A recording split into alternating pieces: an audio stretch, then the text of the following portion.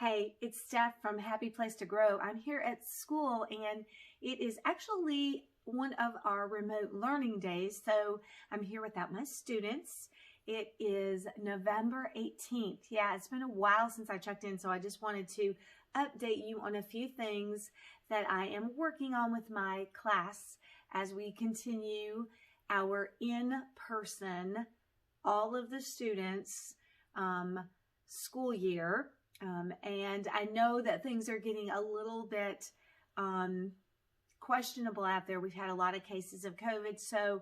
But here in our county, we're still doing in-person school with all the students 4 days a week. So today is one of our remote days. I wanted to show you my class election results. I know the last time I vlogged, I was letting you know that we were going to have a Halloween party, even though it was past Halloween because we had the crazy weather and lost a couple days of school. So we were able to get our Halloween party in, and we got to watch a movie and eat snacks. They had a really fun afternoon. We also did hold our class election. So these are the results. I'll step out of the way. You can see that it was Donald Trump as our winner by a landslide. And it's so funny because I was reflecting on this. So in the last election, you know, it was Hillary and Donald, and my class at that time 4 years ago voted for Hillary, most of them, and they were just so upset when she didn't win. And it's funny to think that this year, this election, my students voted for Donald Trump, and it looks like it's going the other way. So maybe whatever my students vote for brings that candidate bad luck. So something to think about. Anyhow, I'm glad this is over, and I'm glad that we were able to participate and learn a little bit about our election process. I think that was really fun for the students and interesting with the results. Something else I'm working on with my class and I'm covering is Veterans Day. So I wanted to share with you just a few things that we were talking about and some materials I use. Of course, everything this year is abbreviated because we just don't have as many days. And with all of the procedures that we have to do, cleaning and things that we have to do and think about, it does subtract from things that we can accomplish in the day. So I have to really abbreviate all of my learning activities. So normally I might take a week or 7 days, or how many ever days it takes to cover a subject, especially in social studies.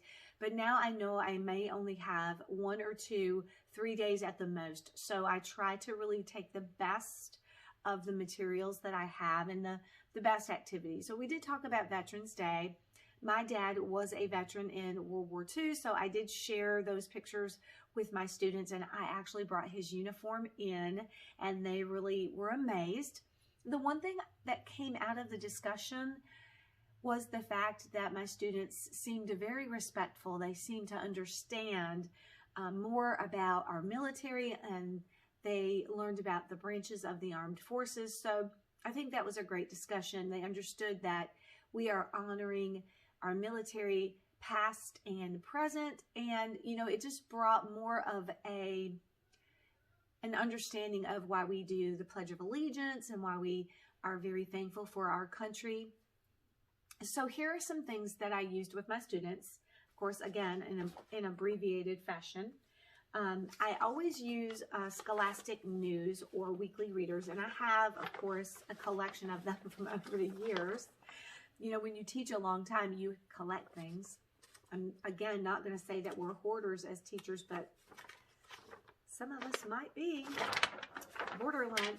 I like this one because it shows the different jobs that veterans do or the military can do for us, guarding our coasts, taking care of the sick and wounded, driving special equipment. So I think that's a good information newspaper. A new newspaper that I used this year was this one. it is actually from 2017, but I covered this really closely with my students. And we talked about the fact that in the military, a mom or a dad might be a part of, that might be their job. And so children might have to be without their family members, their mom or their dad, and they have to be brave too, just as brave as their parents. So this one covers mom and dad are in the Army. So that's, I think, an interesting way to look at it. I also like to use, in connection with that, a couple books that I like to read to my students. Hero Dad, I have this one as a hard copy. And last year, I discovered there was also a Hero Mom. I don't actually have the book, but I have used it via YouTube. So YouTube's always a great source of storytelling if you don't have the physical book. I like these books because it does help the students understand that sometimes moms and dads are in the military, and that means they have to be away from their children. And also, it's a quick read, both of them, and it just informs the students about the equipment that the military will be using. And in Hero Mom, it shows all the different jobs. So the Hero Dad focuses on all the equipment that the military may use, and that they're part of a group. And then Hero Mom focuses on the jobs that can happen, that people can do in the military, like fixing aircraft or being a nurse, different jobs that they may not have connected with the military. And I like this. It shows that, you know, if your family member is in the military, you know, you might have to communicate by pictures, letters. And in Hero Mom, they actually do like a Zoom call. So that's pretty cool. So if you've not checked out these books for Veterans Day, you might want to do that next Veterans Day. So that is what I was working on with Veterans Day with my students. Now, I also, of course, love Thanksgiving. It's one of my favorite holidays. And that might be because my birthday is around that time. This year, my birthday will be the day before Thanksgiving. Sometimes it's on Thanksgiving. So that might be why Thanksgiving is my favorite holiday. Just saying. But anyhow, I wanted to share with you a few fun activities I'm doing with my students that's connected with reading. So one of the stories I like to read with my students is A Turkey for Thanksgiving. In this story, the characters are animals, and Mrs. Moose wants a turkey at the table.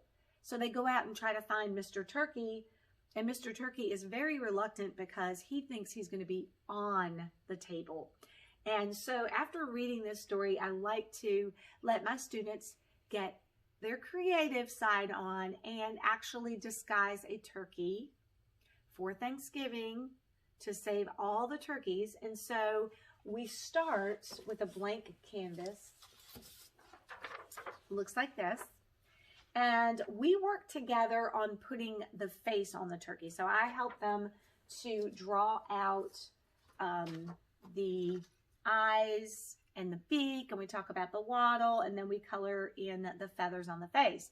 It's up to them, each individual student, to pick a costume to decorate or to disguise their turkey, so the farmer won't catch him and put him on the table. This year I decided that I was going with, I'm still working on mine, but what I like to do is I will take this blank canvas and model out for my students how to draw on the details of the disguise, or actually add different pieces with scrap paper. So I model that. I model measuring the width of the turkey's head if they're putting a hat on or hair, and I just model how to do that and how some of it can be drawn on. The hardest thing for them is, I'll show you one that I did a couple years ago. This was a cute one that I never did finish, but I have to talk to them about the leg is an extension of the pants. If your turkey is disguised in in something, a uniform that has pants, then this will have to connect with this, and they have to be the same color because your legs are an extension of, you know, from your waist down. That's a little bit tricky, so I definitely like to model that. This year, the students have been very creative. Some of them have used my models over the years. A few of the students used my farmer. He's lost his legs over the years. And one of my students has the little hat that was on the farmer. He's using that. The popular one for the girls this year has been the mermaid turkey. And so I actually took this off so that the students could trace and have a little model for that. And we actually have also a wig to go with this, Ariel, her red hair. And some of them are using that, so it's out among the students. I will show you when they're finished some of their designs. This year I got a little bit of a late start because, of course, we had a couple, actually 2 weeks of bad weather. We had the hurricane come through and the power outage, so we lost 2 days of school. And then the next week was normal. And then the next week, we actually had another weather system come in and it rained. We had a lot of flooding, so we lost a school day.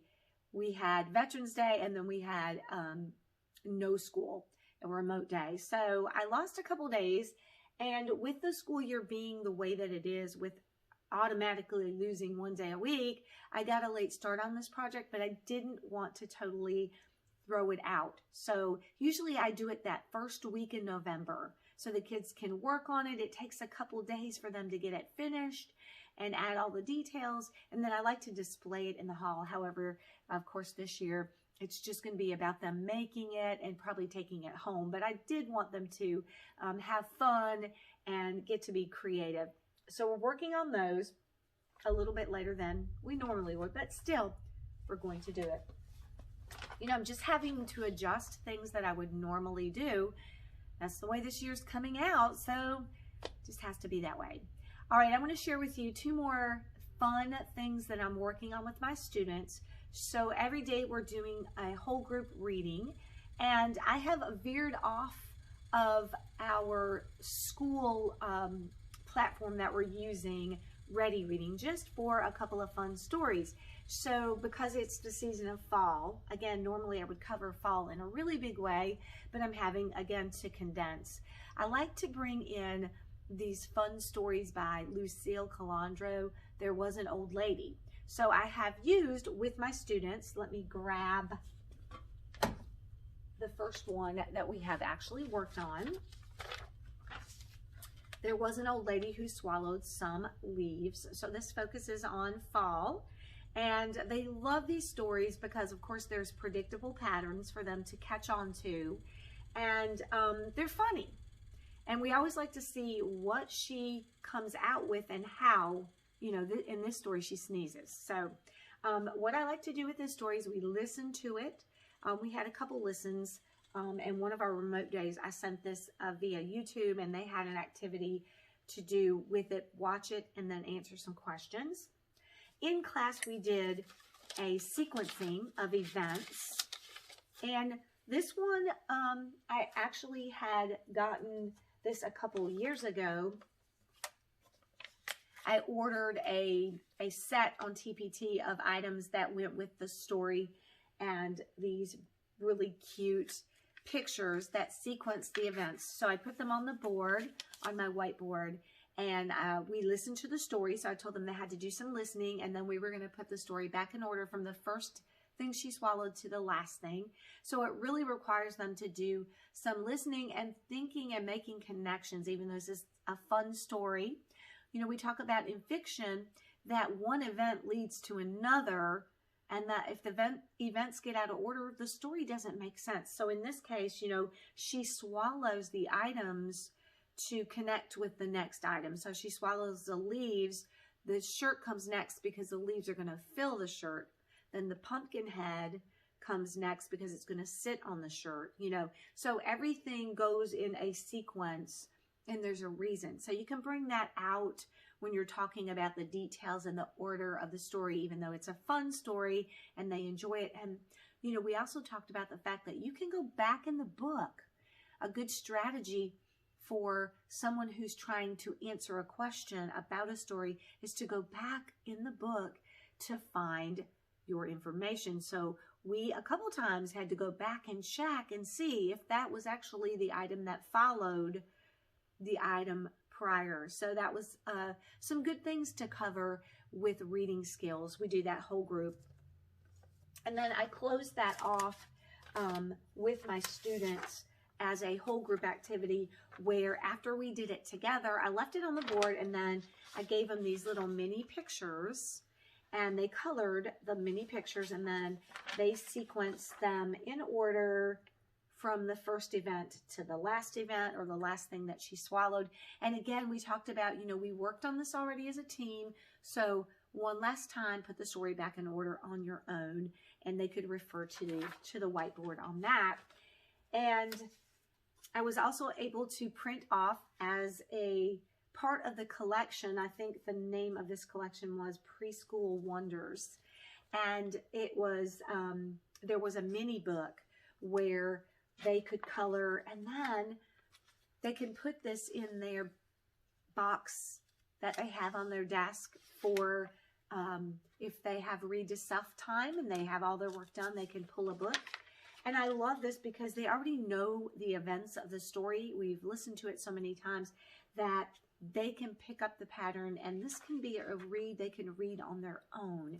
So this can top off all of the activities. So there was an old lady who swallowed some leaves. The next story I'm going to do with my students, this is coming up on Thursday, is another story very similar. There was an old lady who swallowed a turkey. Again, predictable patterns. We're going to be focusing on this character and what she swallows.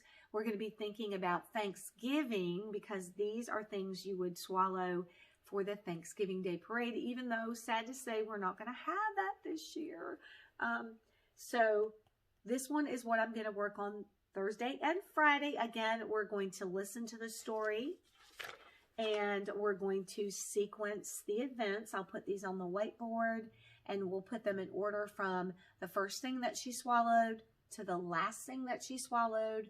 We'll talk about the same things that we did with the There Wasn't a Lady Who Swallowed Leaves. We'll talk about the order of the sequence and why things go in order, and one event happens before another. We'll use those transitional words. This happened first, then this happened, and then finally. So all of that can come into play. We'll top it off again with sequencing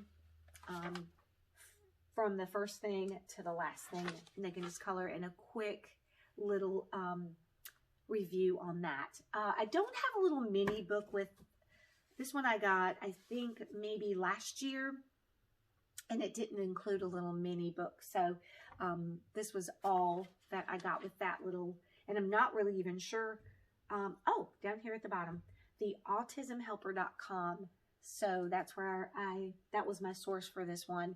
And I got these last year. Some of the items I got last year on TPT because I was having to go to a workshop, and I had several days, about a week off and on throughout the month of October and November. So these were stories that I picked up for my sub, easy to use, easy read alouds, and easy activities for a sub to use. So I'm using them again this year for myself.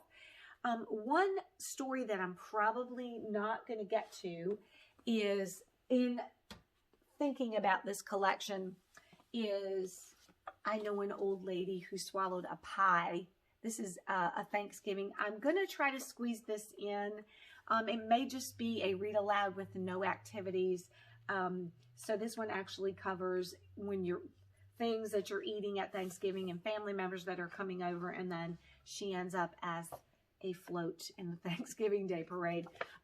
So if I have time, I'm going to read this one. This one is not by Lucille Calandro. This one is by Allison Jackson, but very similar story. So I'm going to try to squeeze that in. A couple other books that I like to read. I have so many favorites at this time of the year, and there's just so many to read in so little time. But I do love, I'm going to show you two of my very favorites in addition to what I've already shared. I love these poems by Jack Perlutsky. It's Thanksgiving. I always like to read these to my students. It's a collection of kind of funny, but yet it highlights things that happen at Thanksgiving time in November. There are family poems. There are poems about eating dinner. There are poems about the first Thanksgiving. There are turkey poems. My favorite is If Turkeys Thought. I love to share that one with the students. So that one is a good collection of poetry. If you can get your hands on that, that is fun to share with students. And then I absolutely love this silly story called Silly Tilly's Thanksgiving Dinner. This is one that I always read to my students. The character Silly Tilly Mole is wanting to invite her friends to Thanksgiving. She has a lot of mishaps, but in the end, her friends help her and they all have a great dinner together. So just a few of my November activities and favorite stories that I wanted to share with you. I will keep you posted and share with you in the future when my students finish their turkeys. I did forget to mention that we will be putting the feathers on the backs after we disguise. And that is something that we will work on next week. So I'll share those creations with you next week. All right, well, I'm going to close up and I'm going to get some things done. It's quiet. The sun is shining. However, it is extremely cold outside.